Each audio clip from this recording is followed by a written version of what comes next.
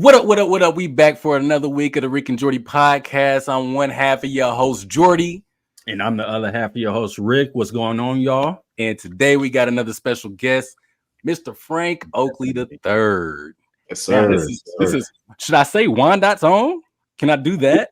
Yeah, okay. Absolutely. 913 stand up. Hey, there we go. There we go. Now, this man, actor, director, writer, musician, podcast.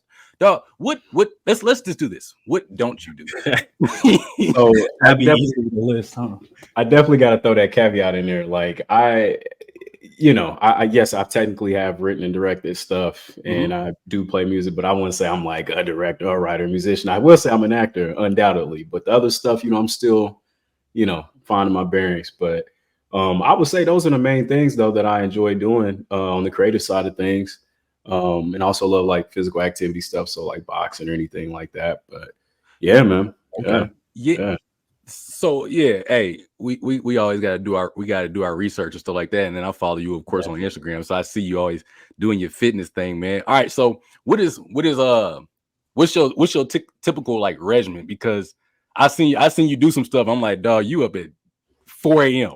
Yeah, see that my body is just silly like that. Like I can go to bed at like 12 and I'll still get up at 4 o'clock every day. So I don't know why my body like that, but it's just like that. So it ain't like I'm like, The Rock or somebody who's just like, yeah, I'm about to get up in here and do it. My body just silly. But it really depends. Like I try to switch up different routines and stuff, every 6 to 12 weeks if I can. But primarily it's weightlifting, cardio. And when I'm doing cardio, like my general like little rule of thumb is like it's got to be something I enjoy doing, or else I ain't gonna do it. Because I hate cardio, but that's why I love boxing.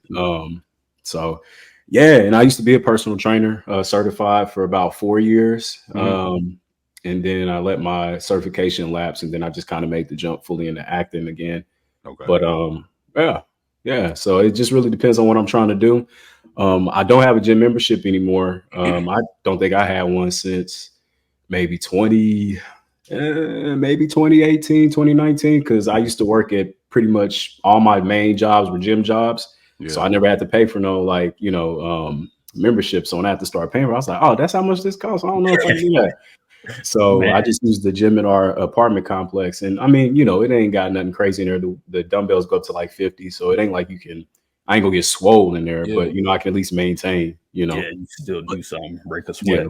But in all honesty though, like and at a certain age, or like not even a certain age, a certain point in life, like is it really necessary to have a gym membership? Because we have one, more so for like, when our daughter is doing dance lessons and stuff like that, or doing stuff at the gym, so we can already just go in there. But it's like, is it really necessary? Because you can honestly get a lot of the stuff, like just the basic stuff, you can get a lot of that stuff at the house.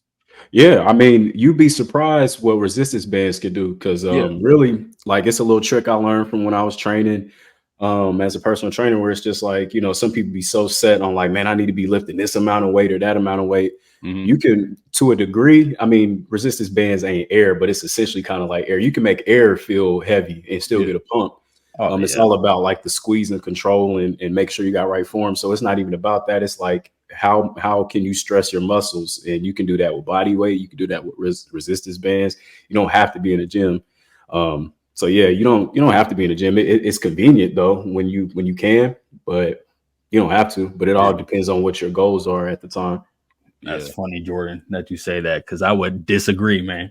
It's just something about the atmosphere and being in the gym. Like when the pandemic happened, right? Like I had some stuff at home to work out with that worked for like 2 weeks. I felt good about it, but then it's just like, it's not the same environment. I'm not in that mindset. And granted, yeah, you can train yourself to get in that mindset, but just for me, just personally, I'm like, I'll probably always have a gym membership. Yeah. At least a like little $10, Planet Fitness membership, something like that. Yeah. I get that.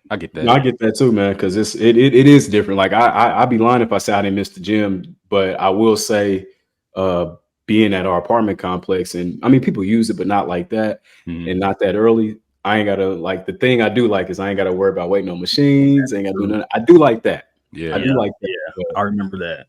But I do miss the gym though. Like I'd be lying if I said I didn't. Because they just got more stuff, more equipment. Yeah, and it's a little it can working out at home or like in an apartment complex thing. It's a little bit more tempting to not work out because you're just like, you know. Whereas if you go to the gym, like I'm not coming here and then gonna turn around. I'm here, so I'm gonna go ahead and get this workout in. Yeah. So I feel both sides. Yeah. So the only reason why I say that is because like, all right, so like, because really the only thing that I come from a basketball background, right? Mm-hmm. So the only thing that the gym has for me is the basketball court. Yeah. So it's like, all right, if I'm not hooping no more, I don't lift weights. So like I stopped lifting weights a long time ago. Like I haven't worked out in a minute, but the workouts that I had started doing as I got older after basketball was just all body weight stuff. So I'm like, there's no point of me going to the gym. Like when I had like my best physical, you know, moment in life was all I was doing. Like I'll go down to the park. There was like the little workout equipment, you know how they have in the parks. I used that, like the pull-ups and stuff like that. I was doing pull-ups, push-ups, dips, stuff like that, running, you know, ab work, you know. Now I did go to the gym to swim. But other than that, I was doing like boxing workout with my cousin and stuff like that. So like all the stuff that I was doing to get myself right, I didn't even have to go to the gym for it. I never touched the weight. Like that was the best I had ever looked in life, you know, or even felt. Yeah. But you know, like I said, playing basketball, that was the thing. Like, all right, you gotta lift weights, you know, make sure that you're competing with the, you know, the next man. You gotta be in the gym getting shots up. So you just do it all in one swoop. But since there's no basketball for me no more, like, you know, that's the only reason why I say that. Yeah, no, that's fair. And like Frank said, it's like there's different methods of working out, and then there's something for everybody. You just got to find what you like, find what you enjoy. That keeps pushing you in that aspect. So for sure, I feel you.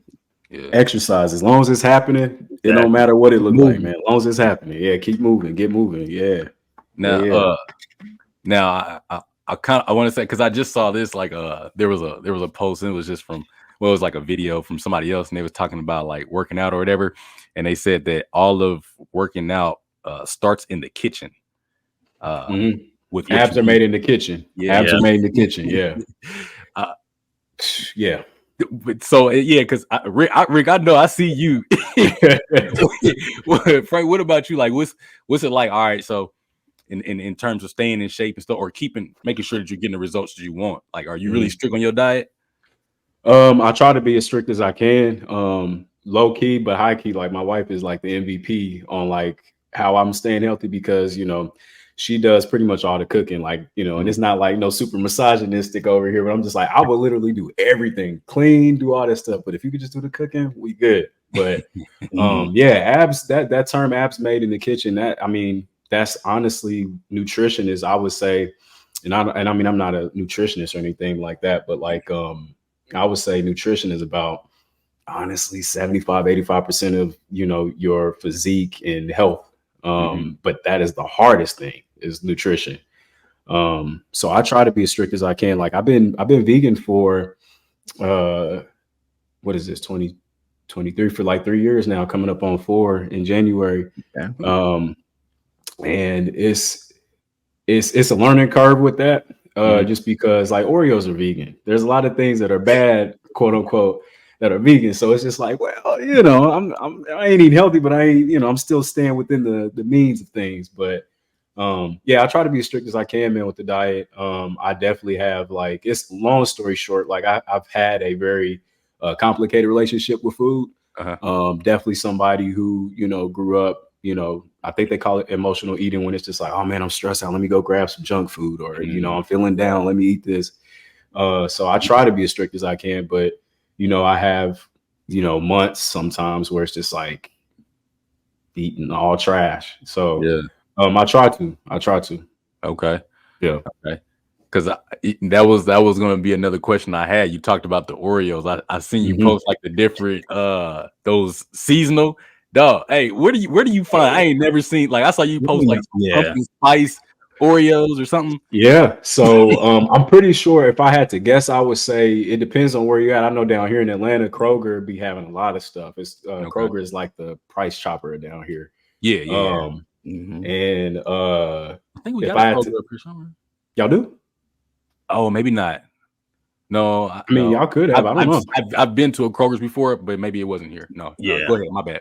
No, you good. But yeah, I mean, they usually have all the stuff. If it's any other store, I would say Target might have that kind of stuff. But yeah, those Trader Joe's be having their little seasonal stuff. Yeah, man. I got a sweet tooth and it's not good. Like almost every tooth in my mouth is almost like cavity filled. So it's just like as a kid, it was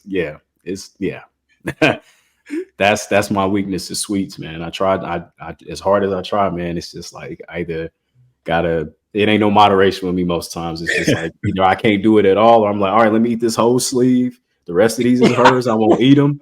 Get it out the house. I'm not playing. I like serving size of Oreos is usually 2 cookies, and I'm like, who's eating 2? Who's eating 2? I'll eat like all right. I'll eat like 4, depending on what I've been doing. Maybe up to 6 at a time. I think that's half a sleeve, ain't it? Sleeve is 12, ain't it? Give or take, given on how big they is. Yeah. Okay. Y'all know. See, I get the Oreo thins, so I ain't no telling with those. You eating less, but you eating the same amount at the end of the day. If you double stack, right? Yeah, it make you feel good about like, all right, yeah, these are thin ones. I could pop a couple of these and keep it moving, man. But yeah, it's real out here, man. All right. Speaking of seasonal flavors, then what's been a flavor that you came across that you found that was weird but still good?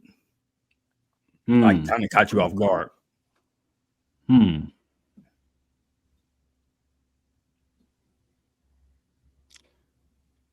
Dang, I don't know. I get the I found out I like coconut thins. So okay. Whenever I see those, I go straight to those. Okay. Coconut thins. Are those Oreos or Oreos? Yeah. They have coconut thin Oreos. They got a lot of different flavor Oreos. It's just barely coconut flavor. So yeah. They got a bunch of different flavors. That's a good question. I'm over here looking at the kitchen like that's gonna help me. Dang, I don't know. Of course, I'm gonna think about it like way later. That's what it is. But yeah, I don't know. I would have to say, see, I just remembered it. I forgot it that quick. I was surprised when I was like, that is actually pretty good. I think it was something that wasn't supposed to make sense put together, but when I ate it, I was like, this ain't bad. I'm trying to remember what the heck it was. I know it's something sugar related. It had to be, but I know it's some sugar. Hopefully, I remember. Because it's probably like let us know. Probably like a cupcake bacon Oreo. Cupcake. Oh yeah, maple. I saw the maple flavored Oreo. They got maple. I was just playing around. They do.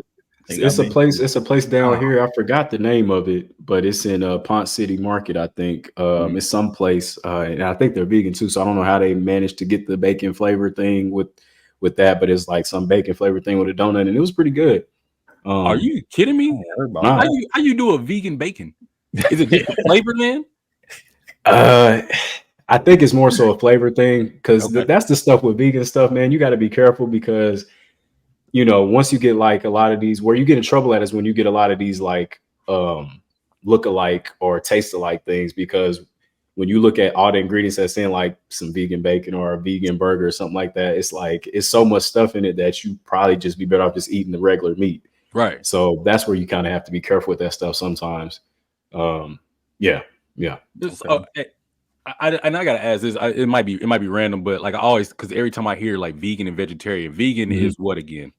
So vegan is pretty much no dairy, no meat, no animal products. So no dairy, so like cheese, milk, yogurt. No meat products, so like fish, beef, chicken, and then no animal products. So like honey would technically be something that you can't do. But I'm not hardcore like that. Like I don't do the meat and dairy thing, and I don't do most animal products, but I will put like some honey on something. So I'm not like, and it would go even so far as like sometimes they don't even wear leather or any animal stuff. I'm a heathen vegan where I'm just like, how is honey considered an animal? Like I understand like bees, but Mhm. It doesn't. How does I don't because it doesn't come from bees. Isn't that just like But they it does. They produce it. My understanding is like anything that's produced from an animal, like an animal Mhm. can produce it, or it's made using animal products. That's out for vegans. really? Yeah. Yep. Oh, Yep. But yeah, I'm not that hardcore with it. Like I ain't got no problem eating honey on stuff. So I'm not that hardcore with it, but I definitely don't do like the meat and dairy stuff. So okay. yeah. Okay. And then vegetarian is just no meat. Yeah. But you can Okay. do dairy and stuff like eggs and milk and stuff Yeah. like that.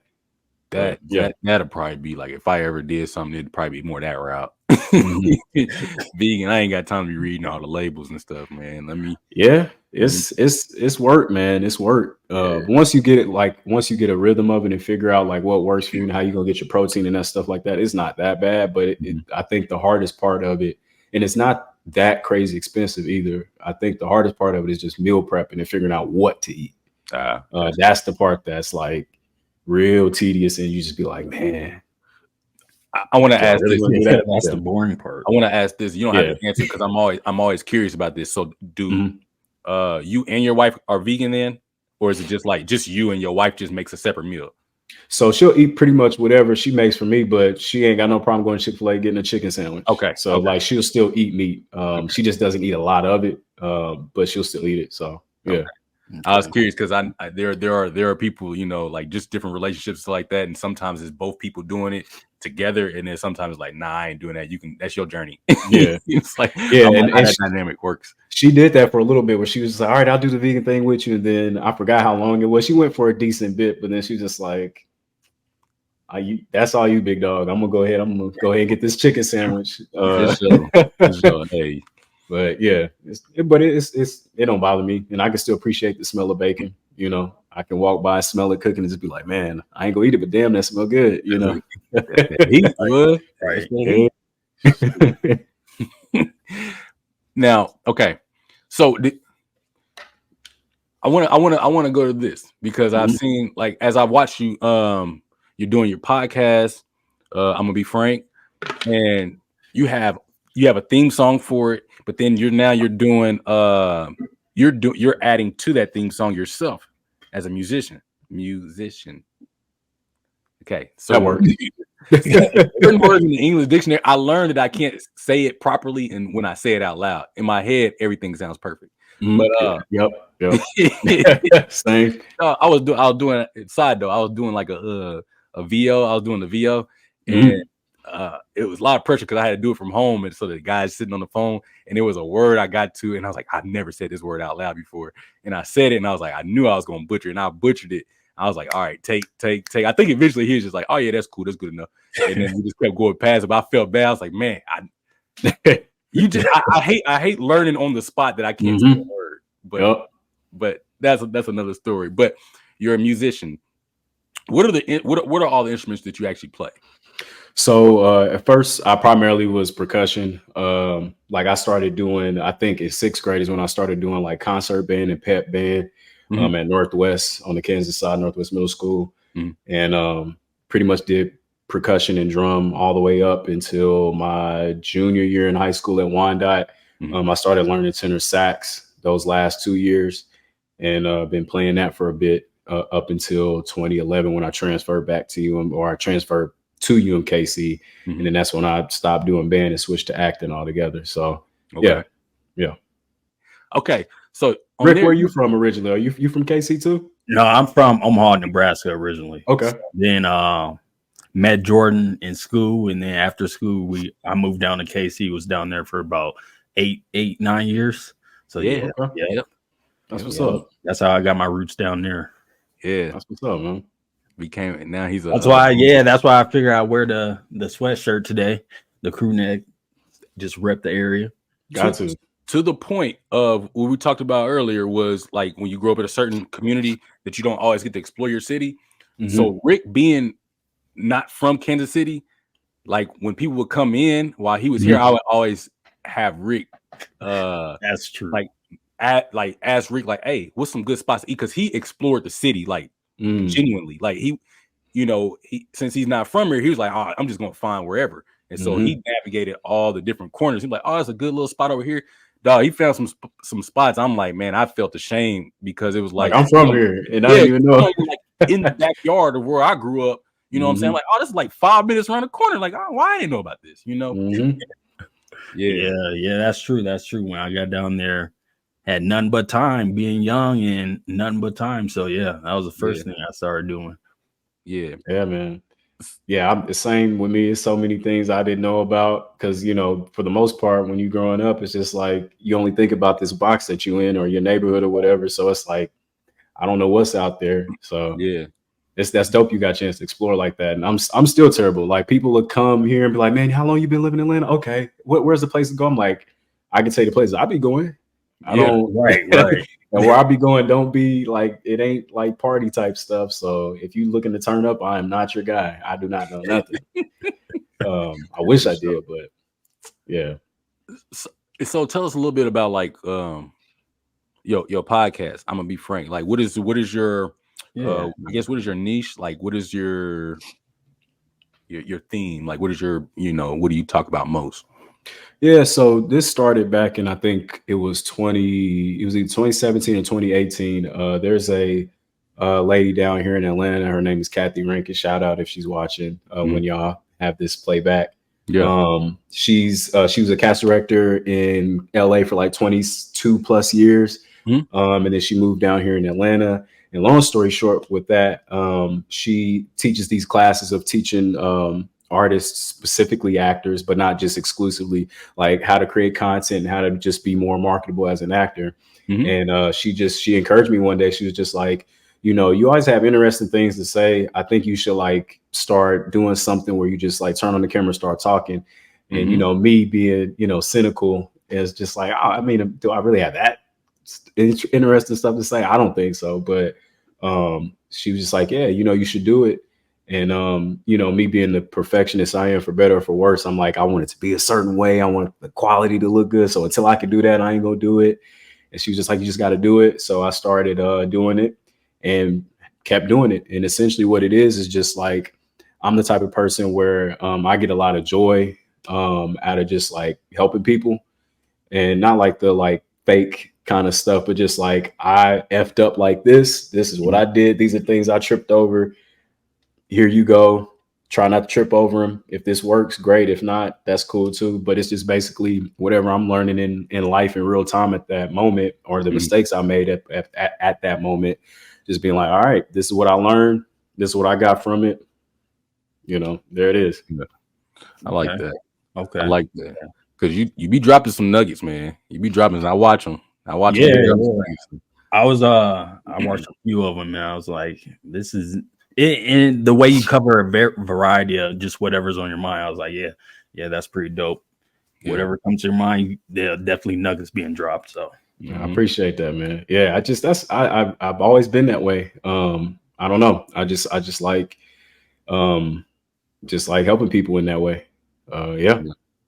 So that's necessary. And it's cool that you do it anywhere. It don't matter the environment. It's just wherever you feel compelled to drop some knowledge. Yeah, because I got to, because if I let it sit too long, it'll leave. So it's just like, all right, I'm thinking about this right now. And normally the videos be longer than that because I be rambling so much. So it's so much stuff that I be having to cut out there. I'm like, this ain't relevant. They don't need to know that. Like, but yeah. But it feels so genuine, man. It feels so genuine. You know what I mean? So I don't know. That's just my 2 cents. Sometimes you can leave. I feel like you can leave that stuff in there, because at least this is outside looking in, right? Because the brand, it just looks like, like you said, it's just, I'm just genuinely trying to help you in case you're running into a similar path. Everybody has their own paths, but this is what I found that works for me. This is just, maybe you can use it, maybe you can't, or maybe you can give it to somebody else.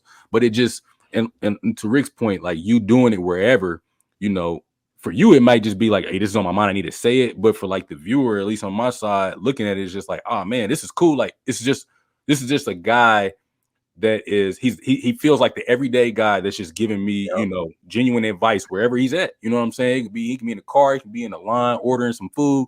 He's just, hey, I just thought about something. I just want to let y'all know this, man. I just ran into this today, and it feels like it's in real time. You know, I know it's pre-recorded, but it feels real time because you're not always in one location. You know what I mean? So that's dope. That's dope.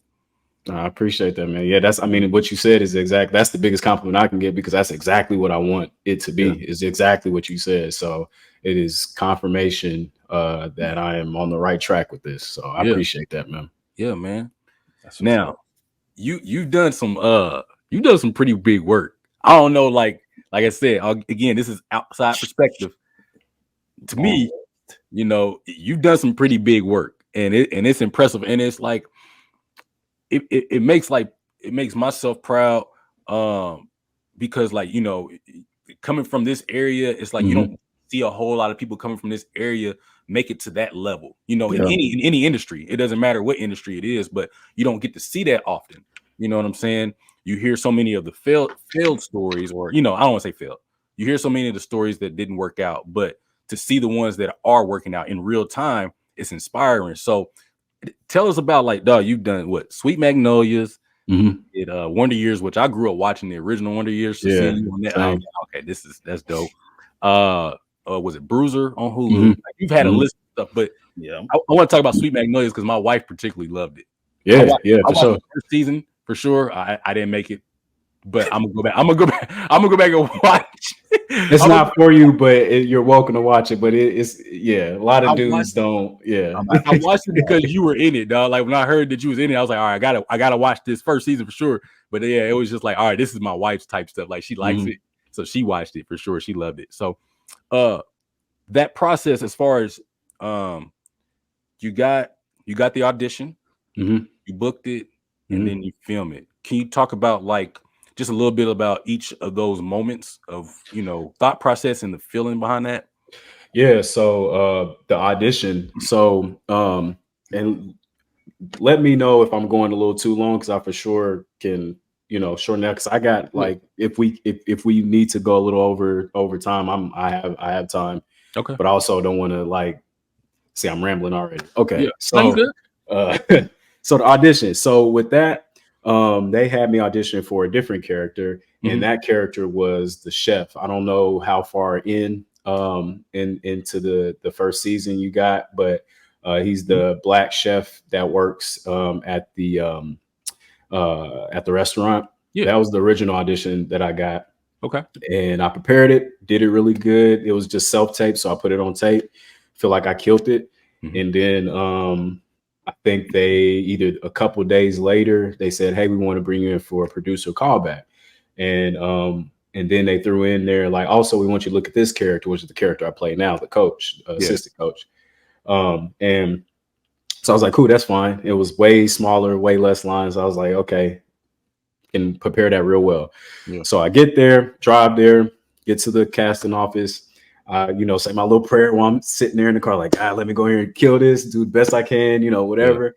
Get in there. And at that point in my career, that was probably the biggest audition I've done.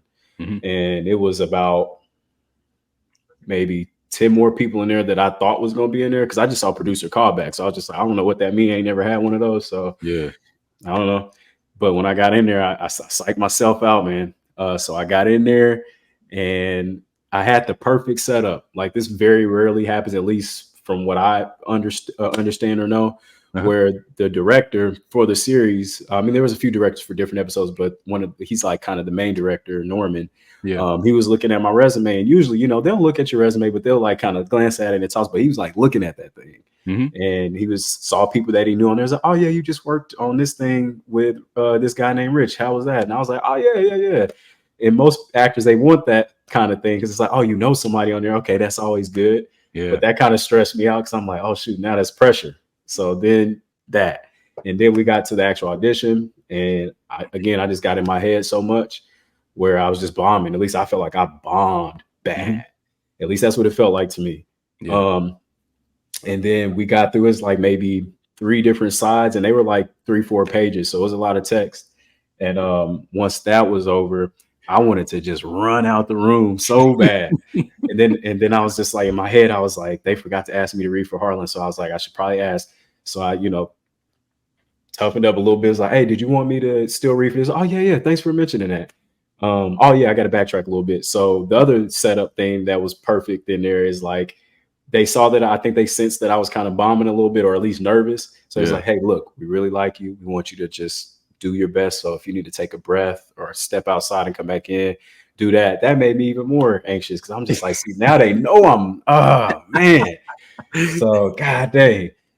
So yeah. So felt like I kind of butchered that a little bit. Then we got to the role that I have now, and I did that one. That was fine. You know, I didn't like dismiss it or anything, but it was just wasn't that difficult as far as text. It was like maybe 2 pages, a couple lines, and Yeah. some redirect, and that was it. And it was like, all right, thank you for your time. And then I left, went to go pick up my wife from her job, and she was excited, like, hey Frank, how'd it go? And I was just like, I'm never gonna get called in there again. That was terrible.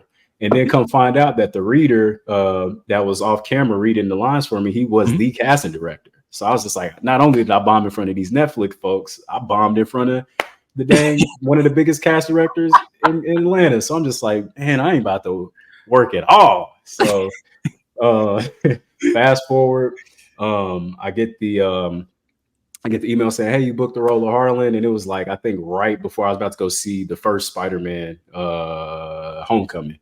Yeah. So Okay. I was excited. I was like, ah, man, okay. So then fast forward to kind of like where we're at now, season 3.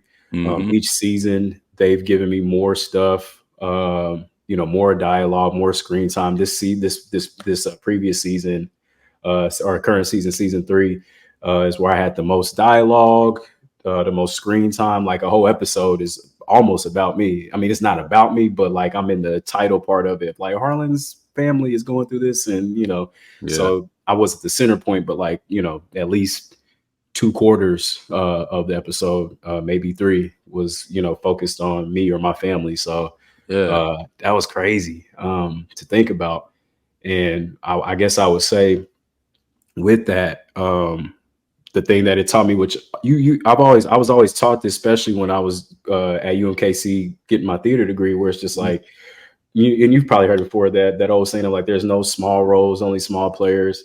Yeah. And they always just be like, you have to do your best with every role you get, because you just never know where it might lead or where it might go. Yeah. And before Sweet Magnolias, every time I got a small role, it was just that. It was just that role. That was it. But this actually grew some. And I was like, wow, this is what they was talking about, where it's just like you have to treat every role and give it your all, and give it the same respect you would as if it was like the main character. Yeah. And because you just never know. You just never know. And now we got season 4 officially renewed. I don't know when we'll start filming, but hopefully soon. Yeah. Because that strike was super long and ready to, get back on somebody's set. But yeah. Dog. Yeah. Dog, that's God's work, man. Because like For real, you said, man, you took something that to anybody else probably could have just seemed like, this is, and it's kind of, it's kind of small. I'm just gonna do my thing, get out of there. But you took that and did it so well that they kept you as continuing and going, because you can see, you've seen this, and you've probably seen this a lot in the industry. Is like, sometimes you have these roles that the first season people don't, it seems like the writers don't know how it's going to work out. And maybe that character is not as a favorite, so maybe they write them out, moving forward. But it's like, nah, they made your role bigger as it went on. And a lot of that too is just the people I work with. Like I remember the very first season, Justin Brunin, shout out to him if he's watching this. But he plays Cal, the guy who is an Atlanta Braves player who comes back and is like, all right, I'm gonna be the head coach of this high school team. Dude's super cool, and like I learned so much from him. Like he taught me that, like, again, I'm coming on set, feel like I got something to prove, not in an arrogant way, but just like, I belong here, act like I've been here type stuff. So like I'm coming here super serious, making sure I'm on my stuff and all that. And he wouldn't be like unprofessional or anything, but he's just more loose, where he's just like, cracking a joke here. He sounds just like Ryan Reynolds when he talks, which is hilarious. So he sounds like Deadpool when he be talking. But yeah, he just seeing how cool and calm and collected he was, even when he like, maybe flubbed a line or something like that, he would just kind of laugh it off and just be like, all right, keep rolling. And he's one of those dudes too who can be like super goofy, but as soon as it's like, all right, action, like boom, he's just on it. Yeah. And in that one scene in the first season, I forget which episode it is, but it was in my reel for the longest, when we're walking up to the school going inside and we just kind of talking back and forth. He didn't have to do that, but he was just telling me, he was just like, you're doing some really dope work. So I want to try to, like, act in a way that puts more attention on you, so that maybe they might want to get some more coverage of you and what you're doing. So basically put more attention on me. Yeah. And they did that. It was like, yeah, actually, let's get some more, because you're doing some great stuff here. So like people like him and everyone else I work with and do scenes with, man, like it's really, they're the main reason why I think my role got a chance to grow more, and people enjoyed the character more, I think. Yeah. So, Wow. yeah.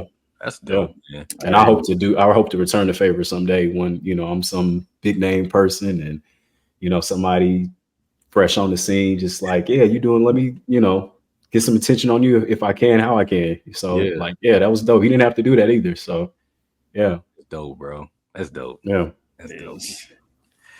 Now we're gonna kind of pivot a little bit. All right. Okay. Cause you talked about, coming from the dot, Yes, sir, to moving to Atlanta. Mm-hmm. And one thing I do want to ask before we get into the topic. Mm-hmm. Yeah. How do you think that impacted your career as far as making that jump, that leap of faith? It was like, all right, I'm about to go ahead and I'm going down here. I'm pursuing this full time. Yeah. What do you think that did for your career? Like, because a lot of people, especially like when you're in acting, it's such an unsure thing. Like there's no, you're gonna not get a job way more often than you ever get a job. Mm-hmm. So yeah. What is that mindset, and what was that shift like? Or like, I'm doing this, like, explain that just a little bit. So when I first got into acting in 2011, I always knew, once I knew like this is what I was supposed to do, I'm like, I want to be in TV and films, but more so movies. Mm-hmm. And growing up, I wanted to be a cartoonist. I used to draw and sketch a lot, and I was pretty decent at it too. And it just didn't work out. And I wanted to be a stand-up comedian because I love making people laugh. Yeah. But thank God I found out I'm not that funny to be up on on stage doing a whole hour-long set or something. That's a beast. Let alone like a 15 minutes. So like, yeah, good thing I found that out. I'm like, yeah, funny, like self-deprecating funny, I can do that, but like doing a whole set, nah. But when I started that journey, it was one of those things where and I'm trying to keep it as short as I can. It's one of those things where I prayed on it when there was a couple opportunities that came along to like potentially pursue the acting stuff. I was just like, is this what I'm supposed to do in my life? If it is, help it, work out. Long story short there, I was trying to like sell candy, and my high school teacher from Wyandotte, Miss Lee, she helped me like sell stuff, candy and stuff, so we can kind of like raise money for this scholarship program that I got into called the Perry Mansfield Performing Arts School and Camp. And I didn't have enough money. So that's when I was just like, all right, if I'm supposed to do this, then you have to make it work, because I can't do it. And the rest of the money came through. I found out years later that her and Melinda McCrae, who was, I think she might still be the head of the education department at the KC Rep, they put their heads together and found the rest of the money for me and paid for me to go, plane ticket, all that stuff. And I had no idea. So I was like, okay, I'm supposed to do this then, bet. Yeah. So then I was just like, all right. So to fast forward a little bit, what kind of motivated the move to do it, to come here to Atlanta, is just like the work opportunity. I love Kansas City, but it's not a huge market for film and television. Right. Indie stuff, absolutely, tons of theater, but for what I wanted to do, the opportunity just wasn't there. Yeah. And at the time, if I'm being honest, like I didn't have the healthiest mindset when I was there, because I was like super hungry, I'm gonna try to be the hardest working person in the room always, but my identity was too wrapped up into it. Yeah. And my self-worth was too wrapped up into it. So if I wasn't working or getting booked in certain plays or something, I'm just like, man, what's going on? And to try to pull myself out of that, I would used to think too high of myself. So I'm like, oh, ain't nobody, y'all tripping. Come on now, thinking too high of myself. And so came out here, got beat up way more, simply because like it's so competitive down here. you know, and there's so many people that's so much better than me. So it's just like, man, really got beat up down here, but it helped me, you know, strip away that unhealthy, thirsty energy that I would always have when it came to trying to get work. And it didn't happen overnight though. This finally came to a culmination like maybe a couple of years ago. Yeah. But you know, not so worried about this, that, and the other. So now that way I can go into auditions and pursue this career in a much more healthier way. But I had to move away, I think, because I was like, y'all know, Kansas City. I love Kansas City, but it's a comfortable city, and that can be trapping sometimes. Not saying there's nothing wrong with if your goal is to stay there and do things for the community or whatever the case is, that's wonderful. But depending on what you're trying to do, comfort period. Atlanta is starting to get comfortable to me, you know, Yeah. and I feel like at some point I may need to, you know, not because I'm getting comfortable, but just in order to like go to the next level, I might need to look at a LA or New York. But it's just like, man, I'm comfortable here. So I don't want to just, you know, crap on Kansas City, but like any place that you get a little too comfortable can be a trap for you, because then it's hard to want to break out of that. But Kansas City, I will say it's a little bit outside of reality. Yeah. Because I remember when I was there and I got my apartment and I was looking at apartments here, I'm like, oh, this is how much I paid here. So I just pay the same much here. Yeah. You see where it's located. You just like, oh, this College Park. I don't know about it. I'm gonna stay over here. Yeah. You know, but it's like it. And I remember when I was working at the YMCA downtown in Quality Hill, on the Missouri side, there was this taxi driver who we used to chop it up a lot. And he was just like, yeah, man, that's normal. Prices, like rent prices is normal outside of here. Like, this ain't reality. Like, yeah, it's normal to be paying on the low end $1,400 for something like, you know, 700 square feet or something like that. Yeah. So, yeah. No, you're right about Kansas City. That's how I describe it to people too. It's like it is a trap. It is a trap. I think anybody from Kansas City, like, you know, born and raised and stayed out here for a while, they understand it in the same way. It's a trap because, like you said, the cost of living is so, like, it's not bad. It's not bad at all. Then there's enough stuff to do around KC where it's like, I'm about to ball out for real. Yeah. So it's kind of like it's like, what's the motivation to leave? You know what I'm saying? Unless, like you said, you have this burning desire to go do something greater, like, or, you know, do something, you know, in particular that Kansas City can't offer. Like Kansas City, like you said, it can't really offer, you know, film and TV on that scale. Indy stuff, not yet.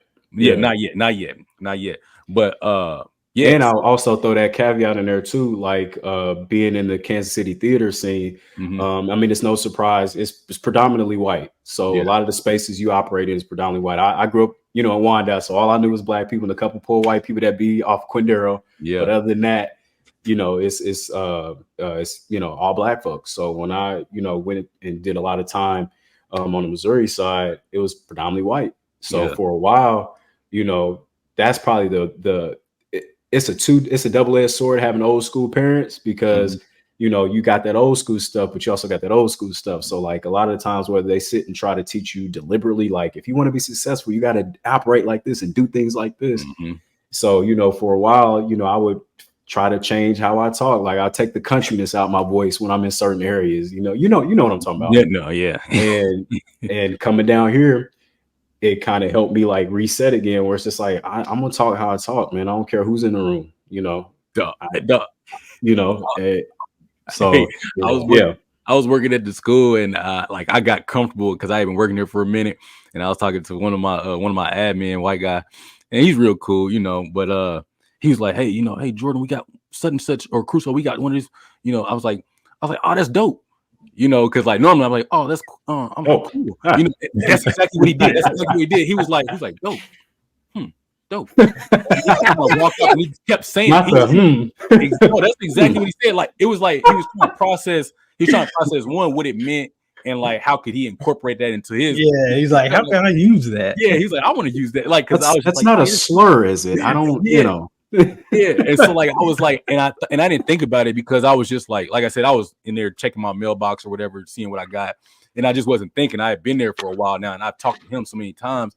I just got comfortable. I was like, oh man, that's dope, Mhm. And so I was like, let me scale back. I'm getting too comfortable with these folks out That's here, really man. cool, pal. Yeah. Yeah. That's normal. I'm like, usually I'm like, oh man, that's cool. Yeah. That's cool. That's amazing. Wow. Awesome. That type of stuff. And so, but yeah, no, I know what you mean. Yeah. That it's funny. There's this past week, I was talking to a lady that was retiring. And I think I was just in casual conversation about work. I said something. And I said shit. And she looked, she looked. She stopped in her tracks and looked. And then I kid you not, the next sentence, she said the same thing. She's like, shit. And then she just got super comfortable. I was like, dang, we could have been like this the whole time. Right. Yeah. Maybe they low key waiting on us to do that. I don't know. Yeah.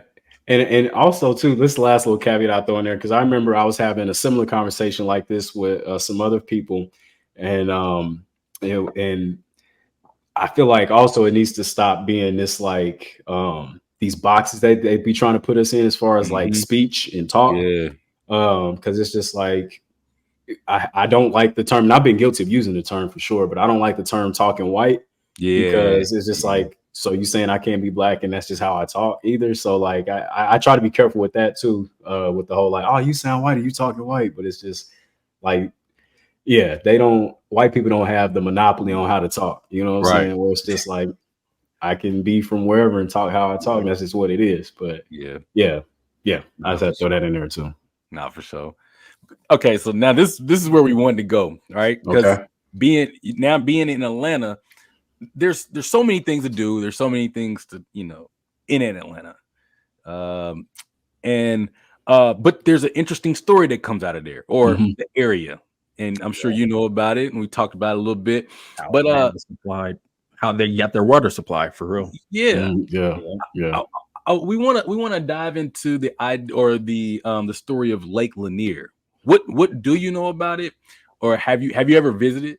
First of all, let's start there. Nah. And I probably won't.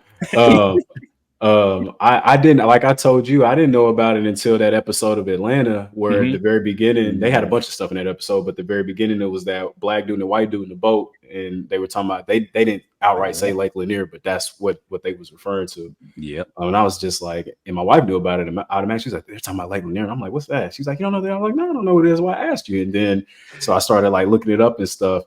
And then I was just like, it's low key, but high key, kind of like how it was with Black Wall Street in Oklahoma, where it's just like, from what and y'all correct me if I'm wrong, but from what I understood, it was like, this thriving black community.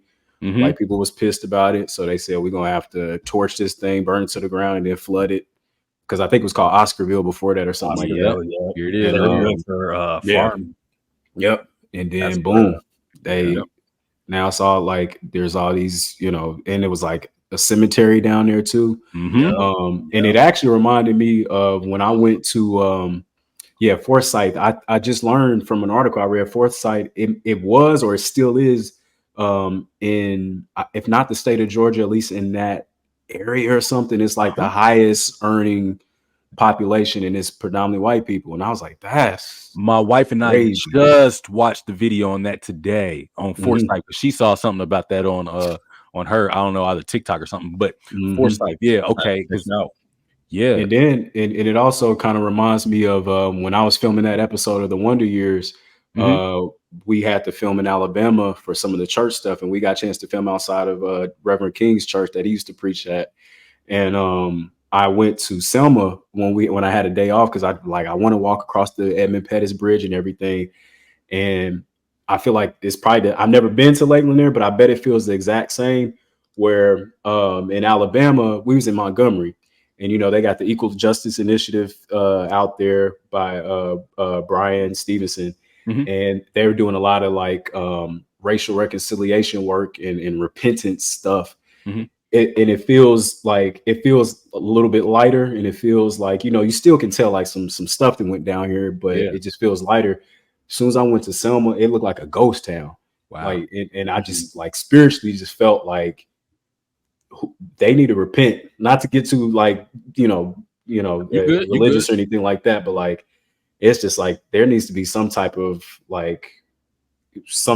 active work happening to kind of like right some of these wrongs like they doing in Montgomery. Cause I literally felt the difference going there. And I bet it feels similar At Lake Lanier, because I mean it's I think it's obvious they haven't done any type of reconciliation work there to try to like right that wrong. Well, So no. I mean, from what it would sound like, you said they were talking about like it's one of the highest earning, essentially one of the richest counties. Forsyth County is one of the richest counties in the country. yeah, And but they were saying in that video, they were talking about how some of those people were like forced at gunpoint to give up their land, to sign their land over. Some of them just abandoned their land altogether. Yeah. And then they did talk about like how the graveyards, I mean, they were just the cemeteries yeah, were abandoned completely, or they were building on top of it. Yeah, I mean, it there has to be, you would hope in in an ideal world that something would be done about that, right? yeah, Because you're talking about people's legacy. yeah, There are people that own that land. There are, black people that own that land, families, and they haven't seen any justice for that. yeah. Their family was displaced, and we also watched a little bit about Black Wall Street, like you were mentioning earlier, and it was a similar situation. It's just like you're talking about a community of people that are building and growing, and growing economically, and just growing just their population, their family, and everything like that. And to have it stripped away from you, to have it taken from you in such a manner, you know what I mean? Just because, for whatever reason, but it just appears to be threatening. Yeah. Yeah. But how do you flood somebody's community is the crazy part. Yeah, that like that's the part I think that it surprised me, but it didn't surprise me because I'm just like, I know how evil people can be, but at the same time, you just be like, you still get surprised with how evil folks can get sometimes. You just be like, come on now. Like the fact that I think they did it through some dam or something like that. If I remember. So it's just like, but to your point, it's like, how do they get access to that? Like, normal people can't just, at least, and I could be ignorant about it, but I don't think normal people just be like, oh yeah, let me just go access this dam real quick because I want to do like, no, yeah. I feel like it's some governmental stuff too. Not to get too conspiracy theory, but I think it's some governmental stuff too. Like yeah, I don't know. It feels like it's more to it than what they, as always, it's more to it than what we can read about. Like I remember that old saying, like it's their side, the other person's side, than the truth. So yeah, I never trust a lot of government stuff. Again, not to get too conspiracy theorist, but I'm just, the fact that the whole, like everybody, government included, tried to cover that up. I'm like, the fact that you're trying to hide it and cover it up, like that's it's not right. It's sketchy. Yeah. For real. Yeah. I guess I could liken it to like most recent is the Maui fires. Kind of think of it like that. Like one's water, one's fire, but still it seems like it's a act to get people to evacuate the land or get access to that land for whatever reason that they want it for. So it's crazy to think that what was this 1912 this happened? I think so. 1912, and then fast forward to 2023, similar situation, or what it seems to be a similar situation is happening. So I don't know, but was it back when they were threatening folks and like kicking folks out of their property? Was it known that the government wanted that land and wanted those counties for whatever reason, or to build that lake? Do y'all know that? I don't. True or not? Okay. No. I do know. Surprise me though. They always say land is the most valuable thing. And that's the one, well, not the one thing, but one of the many things they lied to us about, when it's just like, yeah, as soon as slavery's over, we'll give you 40 acres and a mule. And it's just like, land has so much value, more than any of us can realize, especially me, because I've never owned land, so I wonder why why is that so valuable? They'll give us the money because the money doesn't. I say this, and it's it's not to be taken out of context. Mhm. Money doesn't really mean much to people that don't own anything. You know what I mean? Because if you don't, like you said, if you don't have the land, if you don't have land, well, you need them both together. But if you don't have the land, if you just own money, then you're going to spend that money somewhere, right? So you're probably going to spend it in somebody's community or somebody. So if you know what I'm saying? So you're not going to spend it for yourself. That's like true. if I have land and money, then I'll probably build my land up. Yeah. Hopefully, if I'm doing the right things, I'll build my land up, either using it as farmland or just building it as, building property on it to be able to either house people, whatever the case may be. And then that will bring in more money, right? But if I don't have the land or just the property itself, if all I have is the money, then I'm going to probably spend that wherever else because I don't have anything else to do with it. You know what I mean? Yeah. And if you don't have your community, you can't spend it within your community. So where are you going to spend it at?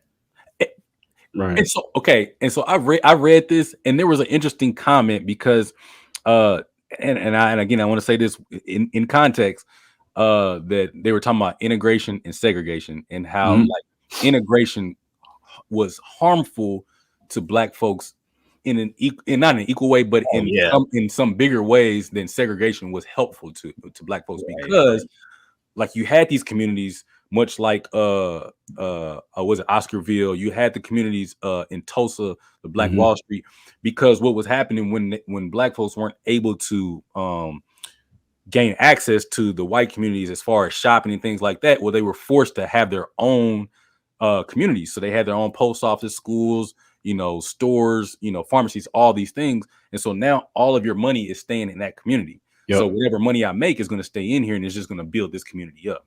Right. And the same thing with sports too. Like you had, the Negro League baseball, basketball, all these things. And Black folks were going to watch these sporting events and they were, spending their money to watch these sports. Whereas you have the counterpart of, the MLB and the NBA, where it was just for white folks at that time. They were seeing that while they're not making more money, they're making money. Yeah. Nonetheless. So it's like, if we can find a few of those guys that are willing to jump in and play here, then we can get some of that crowd and some of that money. And then those leagues, as now you see, there's just museums of them. The leagues are gone. Yeah. You know what I'm saying? And same thing with the communities. When people, when it's perceived that, the white communities have the better of goods, then everybody's going to take their kids and their families out of these communities and move them to these communities. And now the communities die off. You know what I'm saying?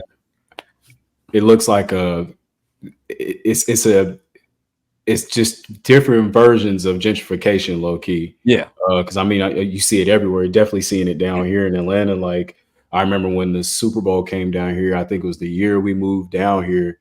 They had like people street sweeping, essentially, like getting all the homeless people off the streets, like clean it up, quote unquote, and all this kind of stuff.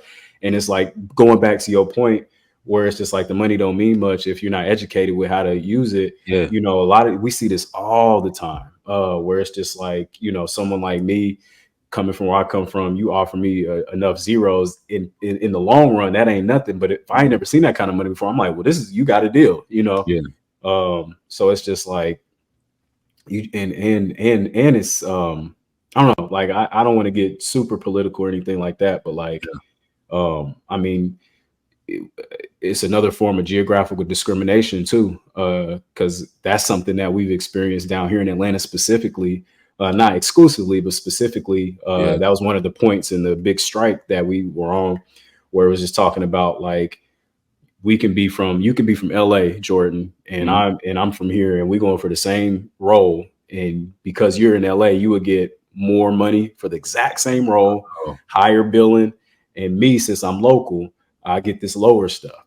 And yes, I could say no to it and try to, get my team to negotiate, but more likely than not, they're going to find somebody else who's here who will take the lower amount. And they coined it as geographical discrimination. And that's been in practice, that's happened for years. And I've experienced it in Kansas City too, where a lot of the time Chicago and then New York and LA are like, they're seen as like, sometimes those are where the better actors are. So we'll bring them out here and not cast all local for certain things.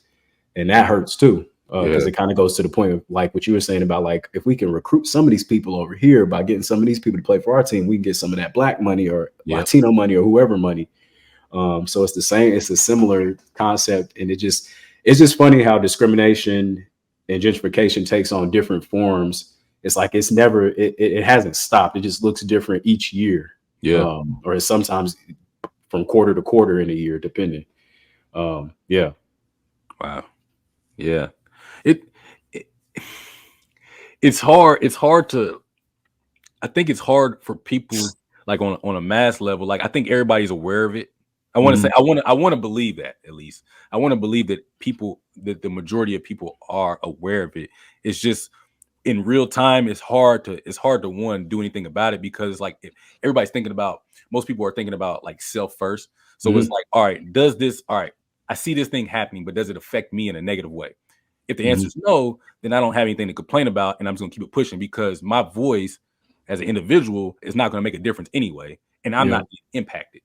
Yeah. Now, on the flip side, if I am being impacted by it and I speak up about it, I can easily be quieted, because then everybody else can say, well, you're just not working hard enough, or whatever they can throw on top of it. And now we get into this shouting match where it just gets drowned out. You know what I'm saying? Eventually a lot of those people just quit. It's like, man, whatever it is what it is. I'm not going to be a part of it, but it's just, I think, I don't know. I feel like there's got to be a way to be able to bring light to an issue and have people actually truly care about it. Because I feel like in today's society, we care about things that don't really have it doesn't really, like we care about, we talked about this on a different episode. We care about what people tweeted 20 years ago, but we don't care about things that are happening right now that are impacting everybody's life.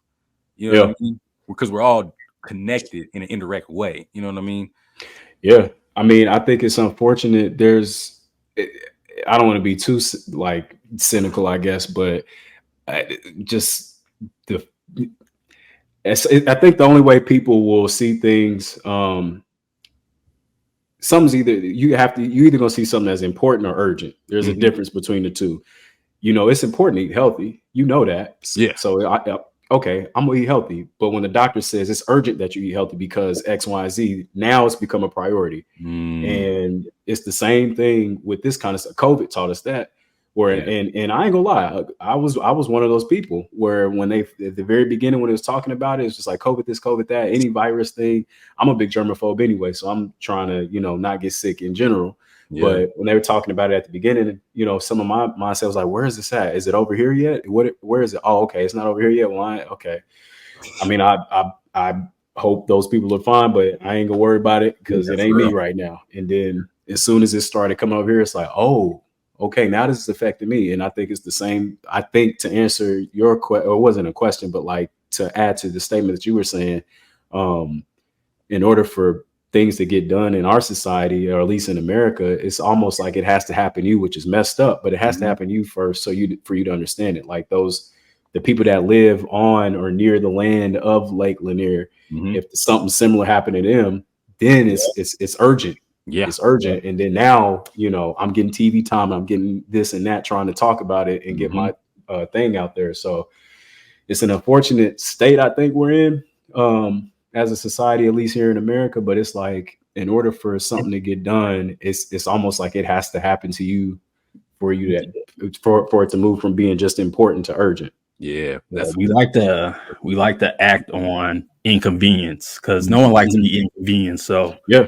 whenever you inconvenience, that's when you want to take action. Like, all right, how can I get this back to normal and where I'm feeling comfortable? But yeah, so that's a good point. That's a good point.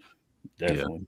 Yeah. I like that dynamic of being important and urgent because they're two different things that give you similar vibes, but you're right. Because something that's urgent is probably important. Yeah, and I didn't, and I can't take credit for that either, because I remember it was actually in a sermon from like a couple weeks ago from my pastor when he was talking about important urgency, and I was just like, oh, that's right, that is so real. Yeah. Now I made up the doctor thing. I'll take credit for that, but the ideal of like something important versus urgent, shout out Pastor Courtney, bro. Yeah, shout out, because that was, boy, that's a gem. Because I ain't but it's real. Yeah, no, for sure. Now, with Lake Lanier, they also have these, stories of it's I think this is one of the deadliest lakes, ain't it? Yep. Yeah. was it 6 times more deadly than any lake around the area? 6 or Is 7, that I what think. Yeah. So, and then this is going back to your point, but we'll get that to in a minute. People keep going, and like they're like boating and skiing or whatever, you know, they're doing water sports on this lake, even though people are dying. Yeah. Like there was a guy, I heard a story of a guy, he got electrocuted out there because I guess on the dock there's like some type of like box or something, or I don't know, some type of equipment. And I guess it hit the, I don't know. I don't remember if he died or not. He might have, but apparently he got electrocuted. Okay, it energized the metal dock and he got electrocuted that way. I don't remember. I didn't read the story. I just heard it on another in another video. I didn't look no more into it because it was like these were happening like back to back. So it'd be like they would report this, and then next month it'd be something else. Like people were saying they feel like they have survived. They said they feel like somebody's grabbing them, you know, in the water. When I heard that a few of the rescuers have perished in the lake, I was like, that's enough to scare you away. Like if the trained professionals is getting taken by the lake, then I don't want no part of this, bro. I read that too, where I think it's both in. I think some of it is like just the kind of like spiritual aspect of it, but I think the other thing with that specifically with the rescuers, because there's so much stuff under there, like bridge structures and cars and boats and stuff, it makes it a risky rescue mission for them just because of all the stuff that's under there. So that should be enough. And I think who was it? It was, I remember reading, I think it was one of Usher's wives or ex-wives or something like that. I think her son ended up going missing or died.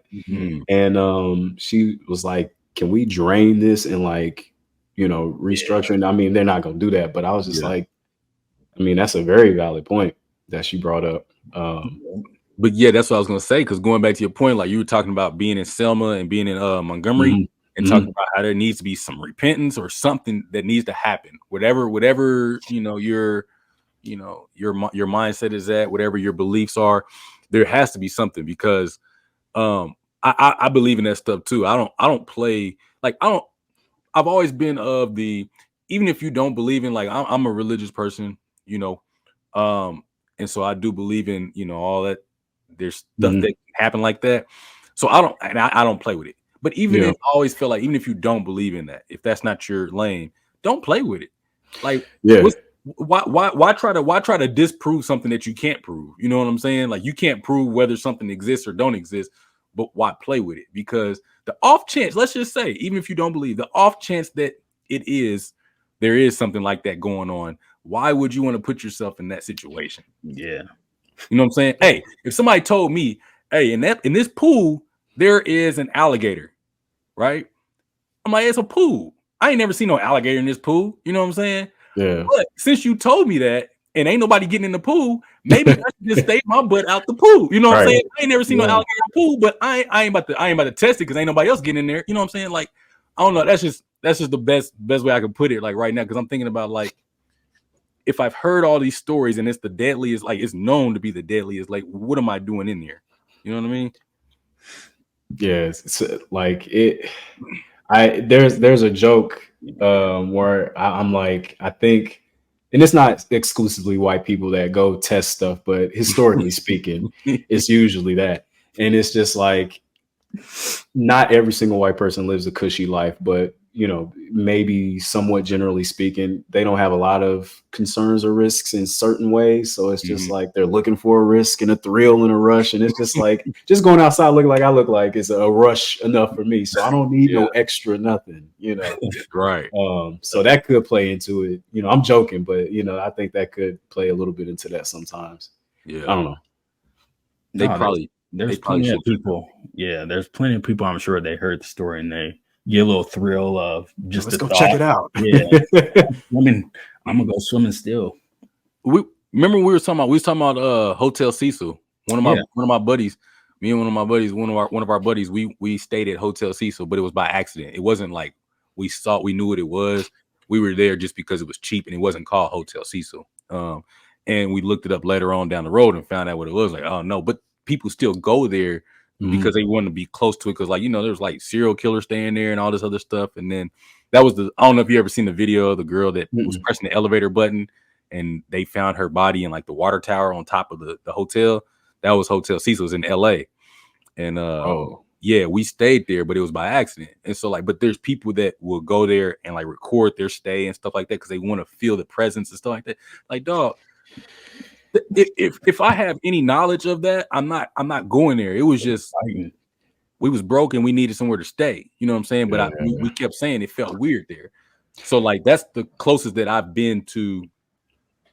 That's the only time I've been in a situation like that. Like, but it was unknowingly. You know what I'm saying? Yeah, I mean,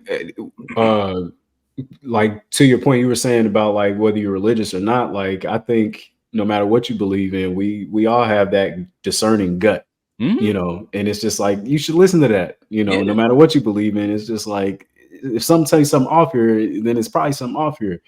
And it's like because I remember when we were filming for Underground Railroad in Savannah, Georgia, man. I was in episode 2 of the Underground Railroad that's on Amazon Prime. Barry Jenkins directed that. And when we had that scene, I think it made the trailer too, where it's like the main character, one of the main characters, and then me and some other guy, shout out Stevie and Aaron. We was walking up towards like this building or whatever that was supposed to go in and get, like, they didn't outright say this, but it was essentially implying like the Tuskegee, like, you know, shots and stuff that was getting people sick. And that's what we was essentially going there to do. And the way that they made that area look when they was traveling us from base camp to where the set was, they had all the dirt roads and horses and the people in all that period clothes and stuff like that. I kid you not, when I got out that van and just stepped foot down and walked and looked around, like I just felt it put me right into the moment, which, you know, that's needed. But I was just like, man, this feel hella off.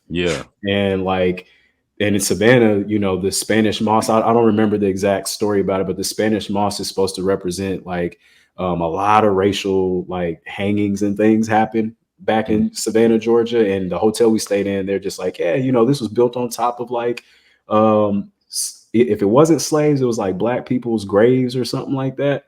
Or something not right. And I was just like, me and my wife was just like, they paying for the hotel, so we ain't got, you know, but let's go ahead and pray up through here real quick, you know. But I was just like, that's wild. But like, yeah, I'm rambling, but no, you're good. Your gut and your spirit, your soul, whatever you want to call it, it speaks to you when something is off, and like don't ignore that. For sure. I don't play with that. I don't play with none of that stuff. Yeah, me neither. My brother was he was trying to do a photo shoot one time, and it was like outside this like this mansion that one of the people wanted to do it at or whatever, but it was like one of those old, like it looked haunted. It was like one of those old abandoned ones. And he called me, he's like, hey bro, he's like, I'm looking at this, I'm just gonna go whatever you say. Should I do the photo shoot here? And he showed me. I was like, bro, get out of there. Like, what are you doing? Like, all right, man, I'm gonna tell her that I something came up, I can't do it. Like, you knew the answer. I'm like, what are you talking about? And he's my brother's from Mississippi. So I'm like, bro, you grew up in Mississippi and you calling me to ask me, like, because he was like, no, I know you don't play about that stuff. So I just wanted to see what you was gonna say. I'm like, dog, you should have been able to. Like, I'm not going there. Like, it has a fence around and everything. Like, no, I'm not doing no photo shoot there. You're gonna see some stuff. Right. I'm the same way with like acting stuff too, man. Like, you ain't gonna see me doing none of that Illuminati hand stuff. You ain't gonna see me in no like exorcist type movies and demonic stuff. I'm just like, you know, man, I'm not playing with that stuff, man. I've noticed that, bro. You take some really good roles. Like, I like those. Like, that's that lane. Like, that's where, like, when I'm thinking about like when I'm, you know, what I want to position myself in, that's the lane that I'm like, all right, man, this is something I can do because I can feel proud of it, like showing it to my family, and then for my own spirit, like I feel comfortable with your kids too, you know. Yeah. When I was reading your bio, I realized that you said you like to tell a story through your characters and have something that the audience can take away every single time. And so what Jordan's saying, that you have some good roles, it makes sense. It makes sense when you explain that's what you want the audience to get from your work. So that is really dope. Yeah, I respect that. And thank you. Like anybody can do it, bro. It's just the biggest hump to get over, at least this was my experience, Mhm. is you just have to know going into it, like this will limit your work. Oh yeah, And yeah. if you're an African American, it's going to limit it even more, depending on what your stuff is. Like for me, for example, Mhm. when I was meeting with the agents that I have now, Jacob and Corey, shout out. Um, I went in with a list when I was meeting, and it wasn't a big list. It was just 3 things on there, and then other questions came up. But it was just like one of the 3 things was like, I recognize that this will probably limit my work opportunities, but I want to do roles that everything got to be squeaky clean or nothing like that. But I don't want to do anything that's overly gratuitous. Like I don't want to be doing like no sex scene stuff. I don't want to be being like no stereotypical, nigga number 1 or Yeah. something like that, unless it's like a story behind it. But if it's just, I'm just supposed to be here and looking like a thug and then that's it. Like, Yeah. I don't want to be doing none of that kind of stuff. And I just wanted to make sure they was on the same page. Like, do y'all see that as a problem? If not, I understand. Thank you for your time. And I'll keep going elsewhere. But they totally got that and respect that. And they fight for me because they know the kind of stuff that I want to do and the kind of, thing I want to build. But it does limit. Like, I feel like I probably could work more. Yeah. And have more credits and stuff if I just would have been more open to pretty much any and everything. But Yeah. it's a calculated risk that you have to take, but you feel a lot better throughout all the sacrifice and trial, because it does bring all of that. But see, that's why I respect that though, because you're staying true to you. You know what I mean? Like you can do your art and still be true to you. You don't have to. You don't have to do that. And that's why, like I said, like when I look at your work, that's why I say it's inspiring, because that's the thing that I talk about with my wife a lot, is that, that's the lane that I would want to be in. I want to put myself in. It's like I want to do something that I can feel like I feel good about. You know what I'm saying? Yeah. Like I want the art. I want to be like, oh yeah, I enjoy doing this. And then I feel like it comes better. It comes through more natural, like when you're actually performing that, because it's not like, oh, I'm just doing this for a check, or I'm trying to do this to get in a position myself in a higher, place. It's I'm doing this because this is what I love, and I want to do something that I'm proud of as well. You know what I'm saying? Yeah. That's why I said I respect that, because you already know, all right, I know that this is going to put me in a, a smaller box. But this is what I want to do, and this is what I'm sticking to. So I respect that. Yeah. But then also I would say, don't necessarily beat yourself up or hold yourself to such a, like, you better, because things might change. You might be like, okay, a few years down the road, I might be a little bit more comfortable with doing something a little bit different or doing something a little bit different. So like, you also got to kind of, and I'm preaching to myself, you also got to kind of like give yourself a little bit of grace too. Yeah. And don't just be like, I said this that one time back in 20 whatever, so I got to stick with it forever. Right. No, but yeah, it's hard. But if I can do it from Wyandotte County, anybody can do it. Oh, it's just it's just it is hard though. I'm not gonna lie, it is hard. It is hard. That's all right, man. Nah, hey, you being the inspiration, man. You being the inspiration and showing people that it's possible. You got to be okay with things being difficult. You know what I mean? Anything that's, they always say anything that's worth it is going to be difficult, so that's fine. That's fine. Hey, you still got a little bit of time left? Oh yeah. Okay, because before we let you go, we got a game that we want to play. All right. Now, yes, sir. Rick, I think I watched y'all's episode. That's why I told you at the beginning. I was like, let me come correct, because y'all have Denzel on here, and I'm just like, that's a hard act to follow, man. I gotta. No, man, it's all, like I said, man.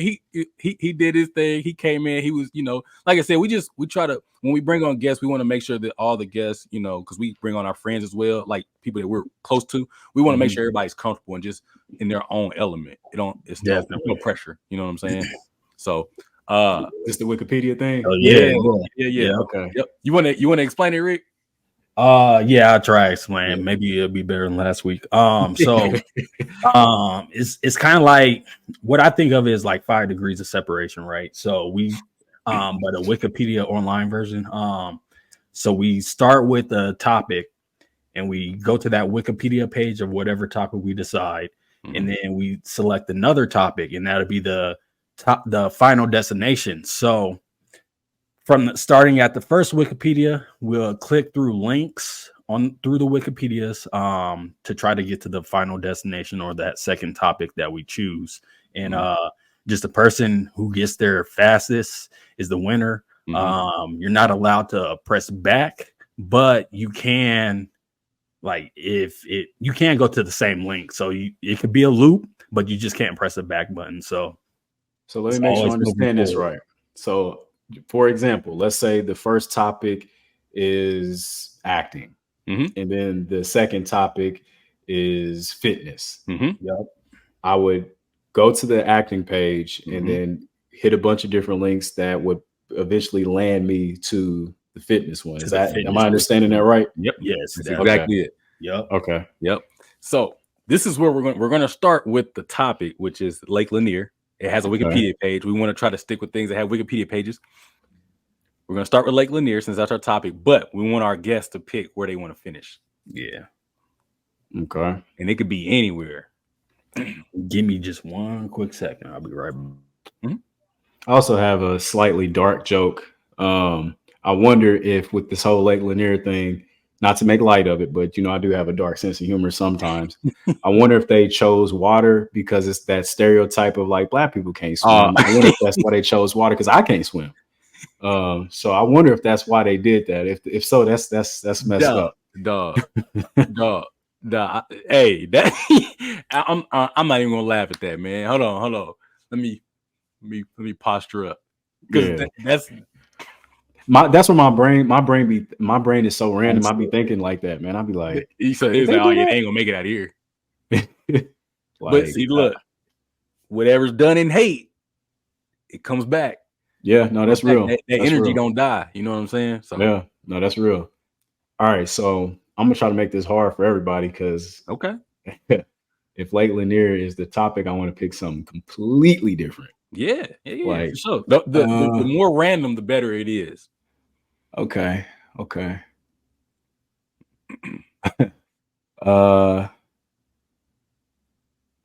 Do we have to check to see if there's an actual Wikipedia page for the thing I'm talking about? Yeah, okay. I can check it. See, I don't know who the song is by, but that YMCA song. Why? Oh, is that what are they Village People? I think. Village People? Yeah, the Village People. See if that specific song has that's the song. Yeah, the specific song. Let me see. YMCA song. Sure does. Here, I'll share. I'll share what it looks like for you all. Hold on. Let me see real quick. Add to. So it's just gonna look like that. Here, let me click it for you so you see. This is going to be the final spot. YMCA song. Song. Okay. Yep. All right, y'all good? And then do we go to Lake Lanier's Wikipedia page now? And then when you say start, go? Yep. All right, let me type that in real quick. Okay. Lake Lanier.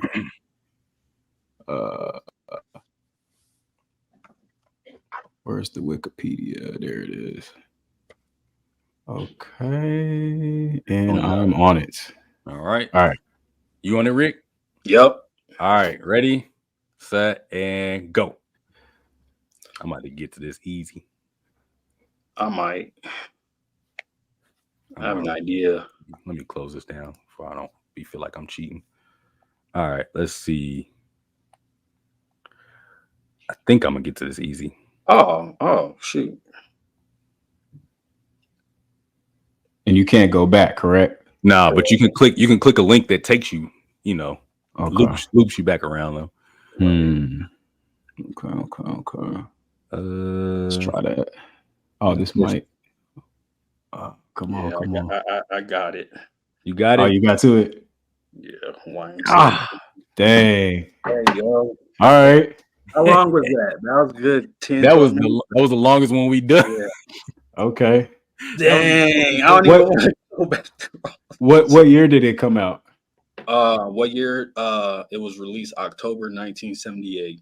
I was in the 60s. 1978. Okay. Because I literally was on the page, popular music in 1960. It has like different time eras, like 60s, 70s, 80s, 90s. Oh, yeah. Yep. I was about to find that mug. I was way past that. Yeah, the Macho Man, YMCA, in the Navy, the Village People. Yeah. Yep.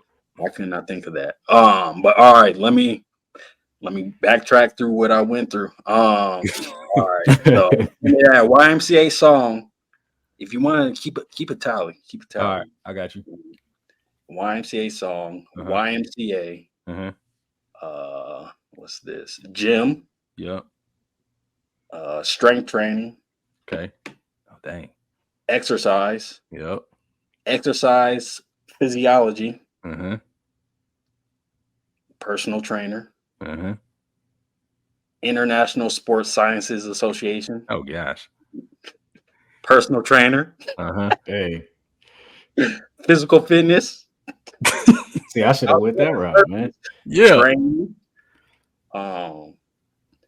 Simulation video game. That's random. Game. Disambiguation. Game. Sport.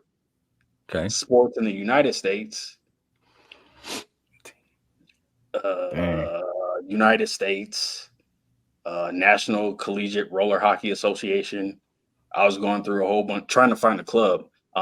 College club sports in the United States. Sports club. Leisure center. See, you kind of get where I was going. Recreation. Mhm. Yeah. You already at 23. Huh? You're already at 23 links. Urban Dang. Park.